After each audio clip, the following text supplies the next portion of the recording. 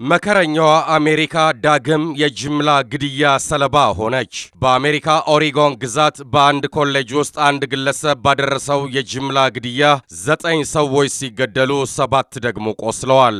በታጠቀው መሳሪያ የጅምላ ግድያውን ያደረሰው ሰው መሞቱ የተነገረ ሲሆን በፖሊስ በተከፈተበት ተኩስ ይሁን ራሱን አጥፍቶ የሞተው እስካሁን ግልጽ የሆነ ነገር የለም። ፕሬዝዳንት ኦባማ በስልጣን ዘመናቸው ለ15ኛ ጊዜ በደረሰው በዚህ የጅምላ ግድያ በንዴት እሳት ጎርሰውና እሳት ለብሰው እንዲህ አይነቱ ጉዳይ አሰልችቶኛል፣ አገሪቱ ባለፉት 10 ዓመታት በጅምላ ግድያ ያጣቻቸውን ዜጎች ቁጥር በሽብር ካለቁባት ዜጎች ጋር አነጻጽሩት ሲሉ ምሬታቸውን ገልጸዋል። ይህንኑ ተከትሎ CNN ባወጣው መረጃ አገሪቱ ከ2004 እስከ 2013 ባሉት ዓመታት 316545 ሰዎች በጦር መሳሪያ ሲገደሉባት በተመሳሳይ ጊዜ በሽብር ጥቃት የሞቱ ዜጎቿ ቁጥር ደግሞ 313 ብቻ ነው ብሏል።